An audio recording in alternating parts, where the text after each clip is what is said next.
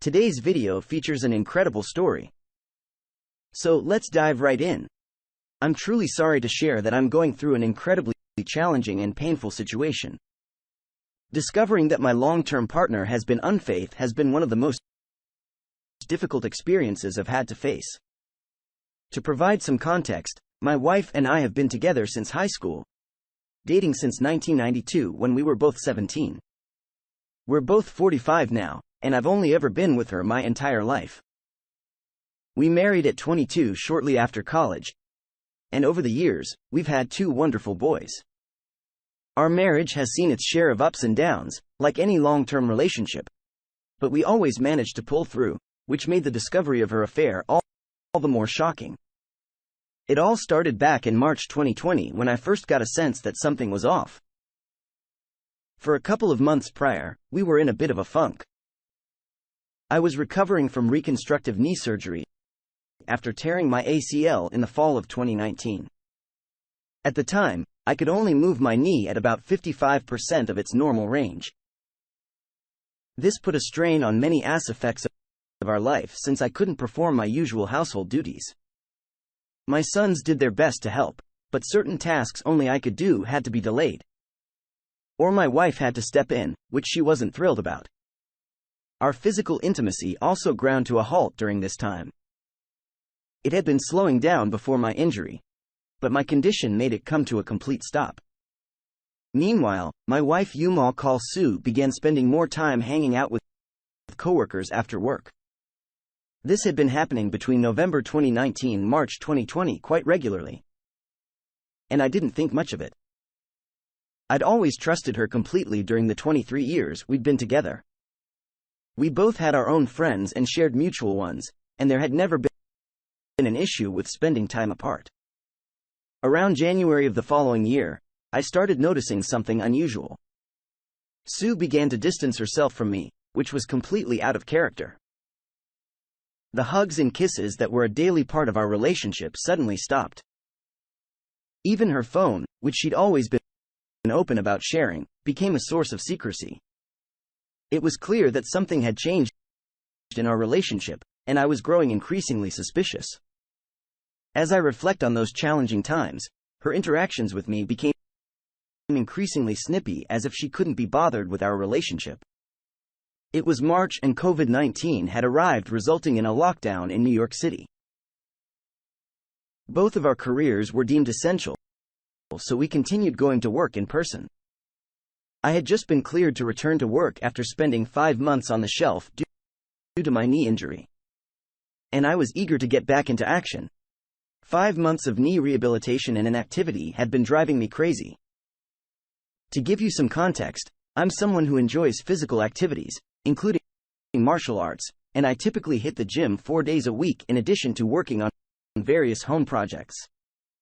Within a week or 2 of the lockdown, my wife informed me that she would need to put in extra hours at work.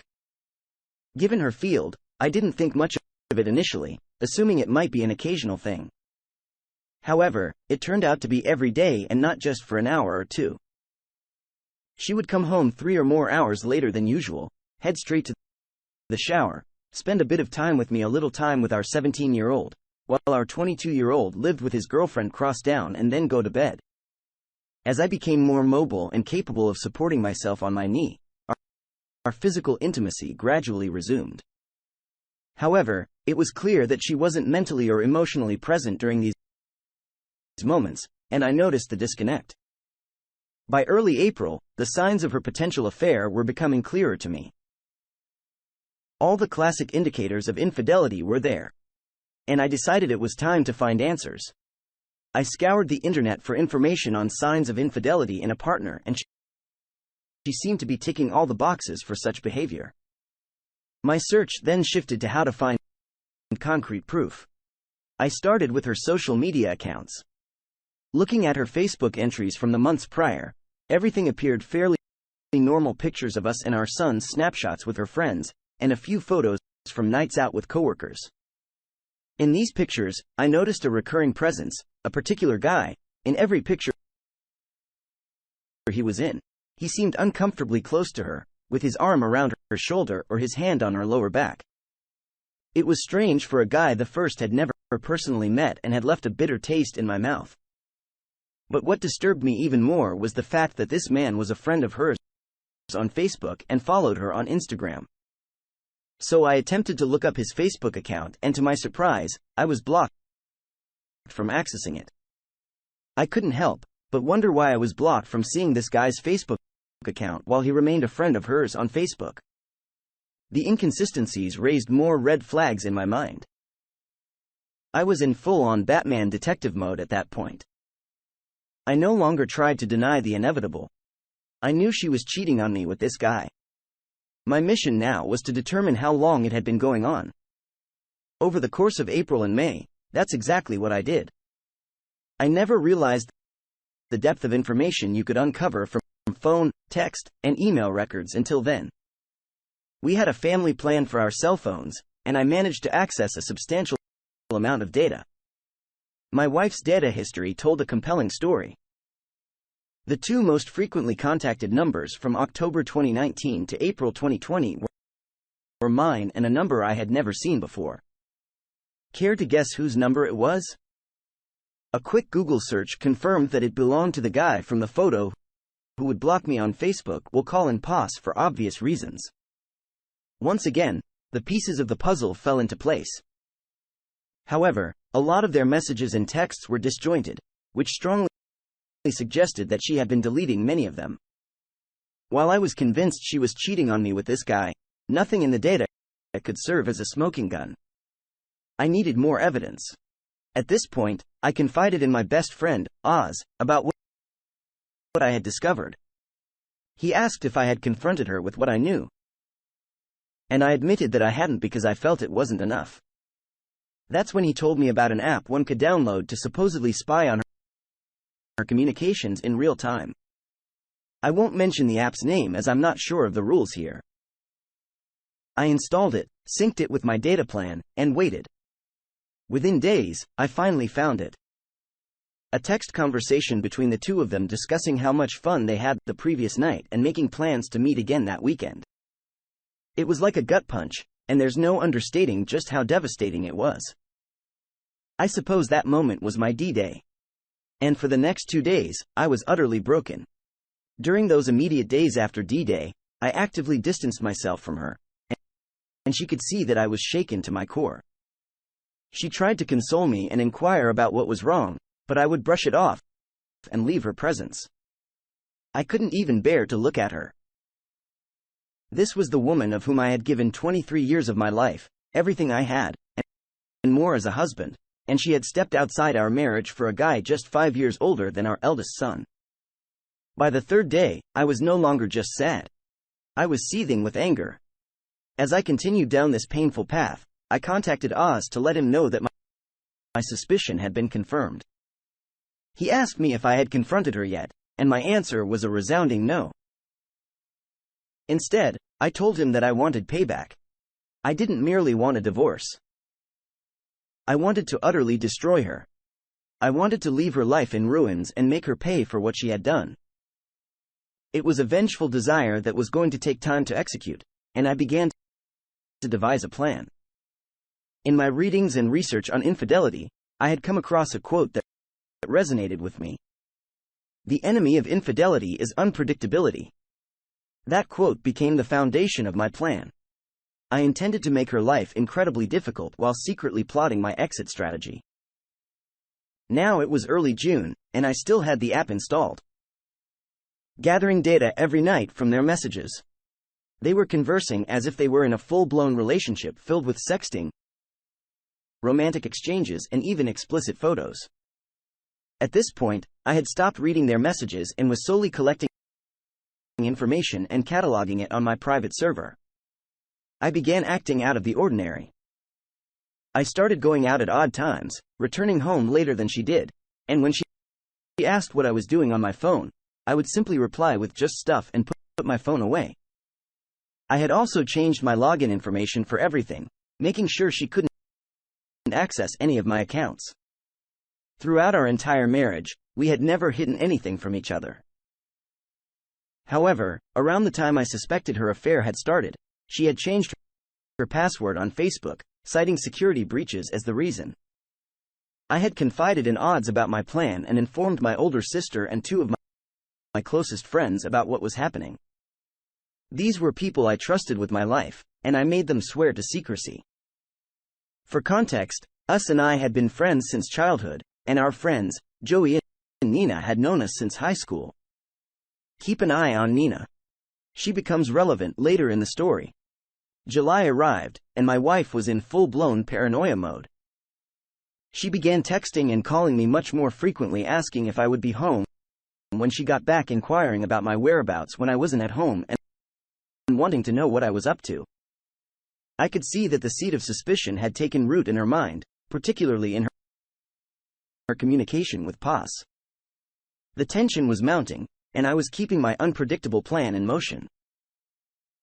The audacity of her actions left me dumbfounded. She was confiding in Paz about her doubts and confusion, and even had the nerve to tell him that I was becoming cold and distant. The sheer hypocrisy was staggering.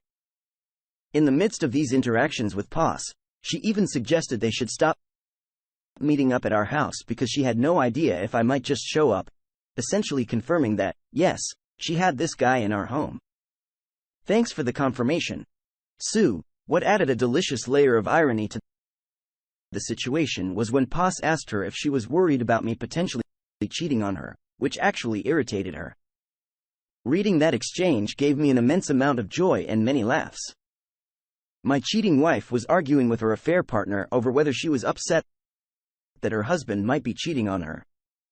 Oh, the irony. Now keep in mind, I wasn't actually hooking up with anyone during this time. When I left the house, it was usually to hang out with Oz or Joey, watch fights, and spend time with my friends, or I'd be at my big sister's house with her and my brother-in-law, who's like an older brother to me. My sister is 52 and her husband is 58. She had told him about my wife's infidelity, but not about my elaborate plan, because I couldn't risk him filling the beans.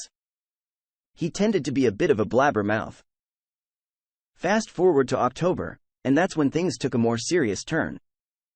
I had been in my full affair for 3 months now, and Sue was acutely aware of the fact that I was actively pulling away from her. From the day I enacted my plan until the day she confronted me on October 20th, 2020, I hadn't even touched her. No hugs, no kisses, no initiation of intimacy, nothing. Not that she needed it, as she was still involved with Paz, just at his place or motels. That afternoon, she called me at work, which hadn't been common before all of this began, and asked me to come straight home after work, claiming she had something important to tell me. I'll admit, part of me half believed she might come clean about her infidelity, but of course, she didn't. Instead, I got home to her asking if I was unhappy with her. The audacity of her words hit me like a ton of bricks. She pointed out that I had been spending too much time away from home, wasn't showing her affection anymore, and our bed life had completely withered away. Then came the punchline. She actually asked me if I was cheating on her. I couldn't contain my laughter. It wasn't a laugh of disbelief. It was a laugh of pure, unadulterated irony. On the surface, it probably seemed like I was laughing off the notion of being unfaithful, but in reality, I was laughing at the sheer absurdity of the situation unfolding before my eyes. I was tearing up, pounding on the floor, laughing hysterically for a good 2 minutes before I managed to compose myself enough to answer. I sat up, looked her in the eyes for the first time in months, shook my head, but didn't provide her with an answer. After that bizarre encounter where my wife accused me of cheating and I left her question hanging, I stood up, brushed myself off, kissed the top of her head. And what about settling in for the night? Later that night, while I was in my office, curiosity got the better of me. I wanted to see what she was telling Paz after our strange interaction. So I fired up the app, and to my amusement, they were texting in real time. My wife told Paz, "I know he's cheating on me. I asked him tonight, and he literally laughed in my face.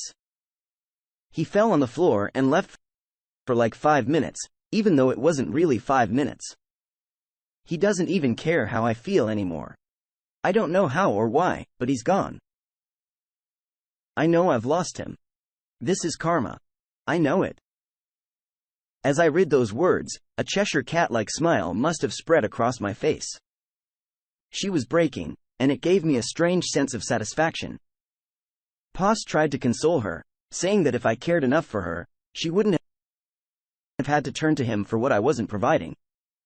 But the tone of her responses suggested she was beginning to doubt herself. She had the audacity to step outside of our marriage because I couldn't fulfill my role as a husband due to a legitimate injury, and kept the affair going for nearly a year. But the mere thought of losing me to another woman was enough to make her waver? What a hypocritical weakling. While all of this was unfolding, I was also executing the second part of my plan for payback, which involved getting all of my affairs in order financially.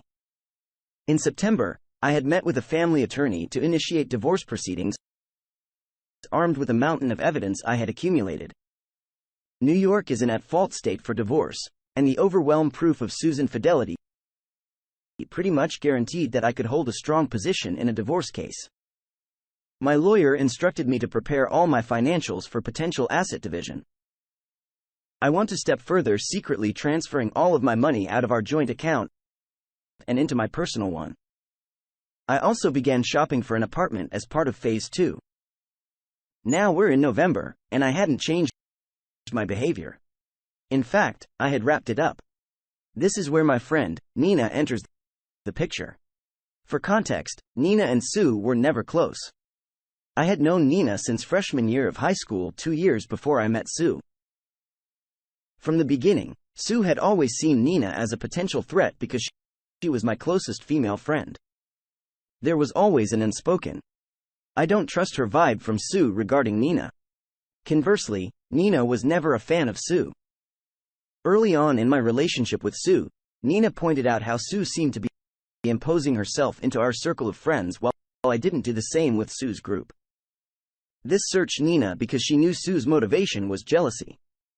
In Sue's circle, aside from Poss, there were no male friends, whereas Nina was the only girl in my group of friends. Nina had been stuck overseas due to the pandemic and finally returned to NYC on November 3rd. Joey and I decided to celebrate her return with the night at Joey's house for dinner and drinks. There were only 5 of us: Joey, Joey's wife, who was also Nina's sister, Nina, and myself. Nina, with her wicked sense of humor and a hint of mischief, came up with an idea to trigger Sue even further. She suggested that we take some photos in a similar vein to the ones I had discovered of Sue and Poss from months ago and post them on my Facebook. It wasn't until the 5th of November that Sue caught wind of it, probably because some friends had noticed my updates and saw how uncomfortably close I appeared to be with Nina. This truly messed with her mind because she still believed I was cheating, and I'm sure she wanted to accuse Nina, but she knew that Nina had been stuck in Europe for most of the year. Still, that didn't stop her from trying to confront me that night, berating me for being so handsy in the photos. This was my golden opportunity to deliver the lead jab for my knockout blow. I casually mentioned, "So what about those pictures with you and Poss from last year? He was pretty handsy in them. Did you see me get bent out of shape over it?" She was frozen like a deer in headlights. It was the first time I had even mentioned the guy's name throughout this entire ordeal. The hamster wheel in her head was spinning as she tried to explain away those pictures. Up until that point, she didn't even know I had seen them. Given how infrequently I used Facebook, when I did post something, it was like an event for people, which is why the with Nina specifically garnered so much attention among our circles. She attempted to explain it away with excuses like he's that way with everyone. He's just a really friendly guy. I can see how it looks, but there's nothing there, and even offered to delete the pictures. But the pictures weren't what hurt me. What hurt me was the year she had spent having an affair while lying to me about working extra hours and hanging out with friends. My desire to save the marriage had long since died. I had checked out the day I enacted the first phase of my plan. From that night, Sue started being excessively clingy and attentive to me, almost annoyingly so. She tried to initiate affection intimacy, but I stonewalled her at every opportunity. Meanwhile, I continued to archive everything she was saying to Pos. By this point, I had gone emotionally numb. Any desire I might have had to salvage the marriage was dead. I had checked out completely. She confided in POS that I had become even more distant, and she didn't know what to do. She felt like I absolutely hated her, which in truth, I did. Then came the bombshell. She said she couldn't see him anymore. The guilt was overwhelming, and she felt like karma was suffocating her. She couldn't risk losing me. She claimed she loved Pos deeply, but was still in love with me and had to save our marriage before losing me. Unfortunately, for her, it was too little, too late. Pos lost his composure, saying things like, "He doesn't love you the way I love you, and you're making a mistake. You can't just throw me away like this." That text chain marked the end of their communication until about 3 weeks ago.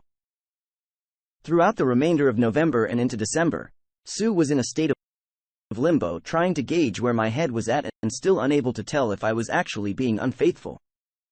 Meanwhile, Pos was incessantly blowing up her phone daily, but she wasn't responding to him. I would see her checking her phone off and then quickly putting it away. Meanwhile, phase 2 of my plan was officially complete. The divorce papers were done. I had secured a studio apartment in Co-op City, signed a 2-year lease, and all my money was safely tucked away in my personal account. I was ready to deliver my knockout punch. So we're now at Thanksgiving. My oldest and his GF for hosting a small gathering of our immediate families. It was my oldest, his GF, her parents, she's an only child, myself, Sue, and our youngest. We had a great night, thanks in no small part to my oldest's talented girlfriend, who's studying to be a chef. She handled all the cooking herself, and let me tell you, the girl can cook. As part of keeping up appearances and not tipping my hand, I initiated affection with Sue several times that evening. Kisses on the cheek, cute little hugs, even wrapping my arms around her from behind. She seemed to revel in it, but little did she know how repulsed I felt. It had been about 2 months since I had last touched her, ever since that night when she confronted me in October. But I had to do it. I couldn't risk the plan, especially not in front of my boys, my oldest GF and her parents. It would set off alarm bells.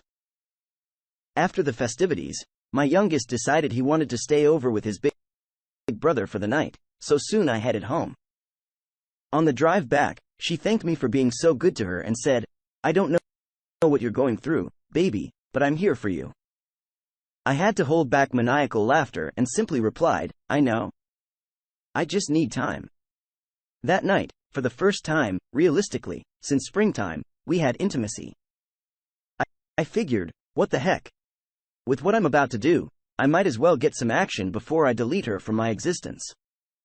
I won't go into detail, but it wasn't a moment of passionate lovemaking. When I finished, she lay there like a lump of flesh, trying to figure out what had just happened. There was no cuddling or anything. I just got up, showered, and went to sleep in my office.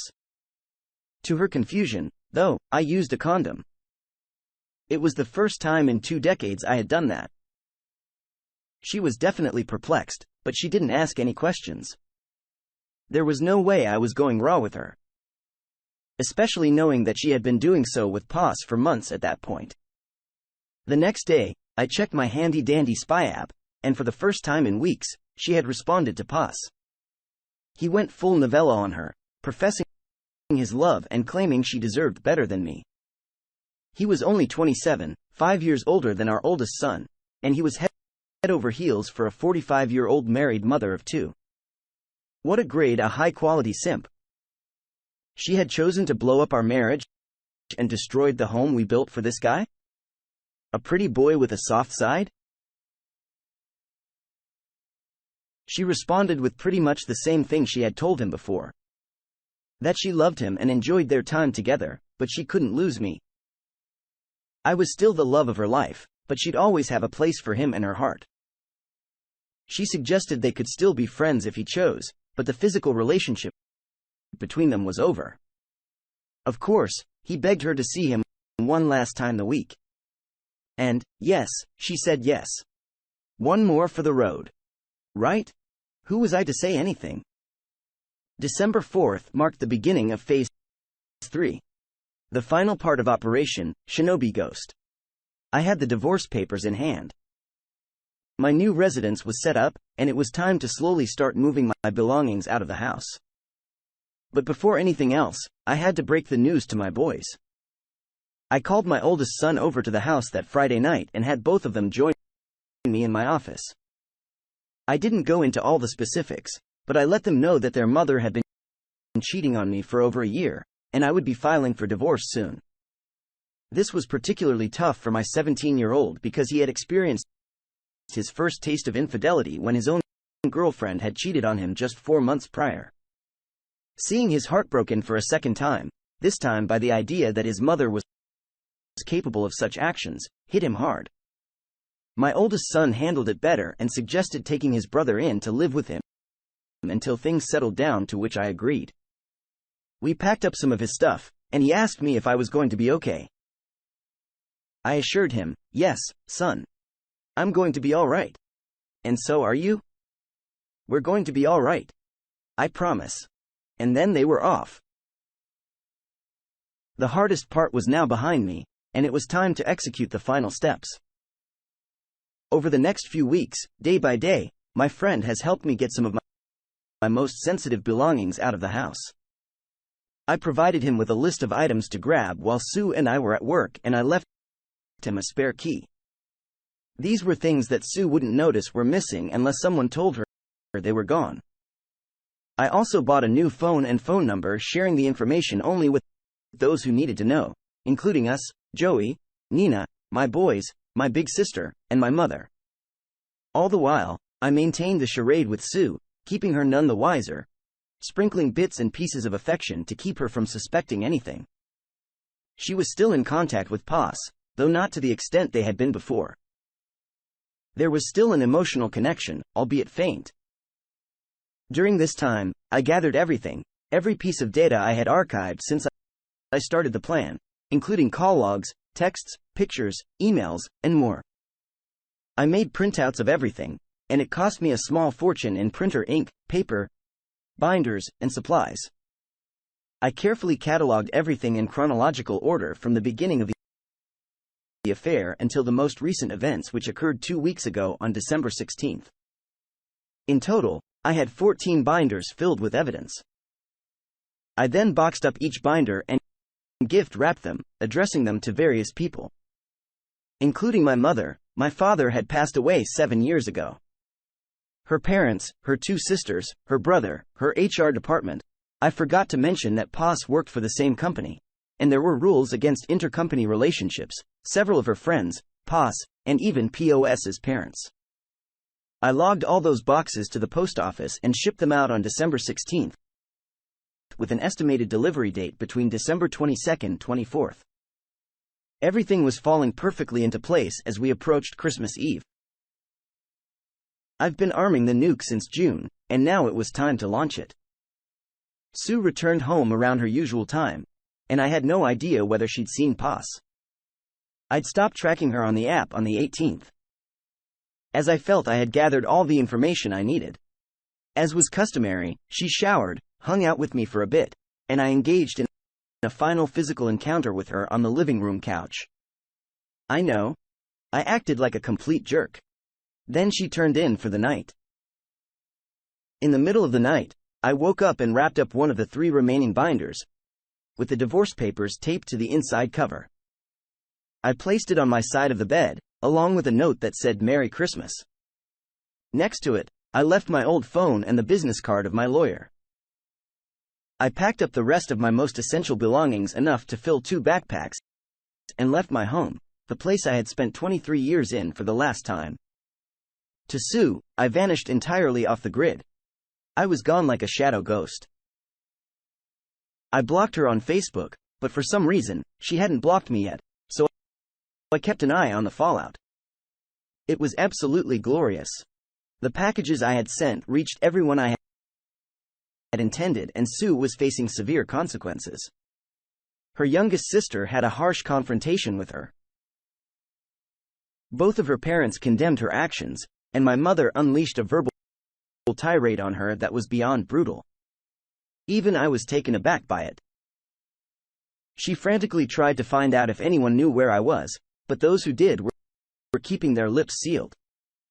She desperately attempted to reach me on Facebook, perhaps knowing I might be watching, but I refused to respond without my lawyer present. That would be the next time I would share oxygen with her. Sue had no way to spin the narrative to make me look like the bad guy because I had exposed her to everyone who mattered in her life. According to a mutual friend who worked in the same company as her, Sue and Poss were apparently being put on administrative leave as of tomorrow. So chances are she would be entering the new year unemployed. As for the final 2 binders, one had been turned over to my lawyer as my last piece of evidence for the impending divorce. And the last one I had placed in my storage unit to be burned in Joey's fire pit when the divorce was finalized. Do I feel guilty about all this? No. Not even in the slightest. I had done right by this woman for 23 years.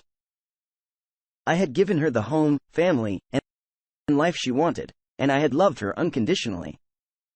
I had never faltered, never strayed, and never even entertained the thought of breaking my vows. When an issue came up that I felt was affecting our marriage, I came to her and told her, and we sorted it out as best we could. She opted to find comfort in another man's bed. Rather than come to me and say she was unhappy with our bed life at the time, she decided to step out with a young punk who gave her the tingles. So, no. I have no sympathy for what I did or for her. She can burn in hell for all I care. The most I stand to lose is my house, a car, and maybe a couple of $100 a month in alimony. But seeing as the divorce filed under the statute of adultery, and NYS is at fault, that might get waived with the insurmountable amount of evidence I provided. As far as I'm concerned, she's dead to me, and I'm never looking back. If you like the story, please hit the like button and subscribe for more stories.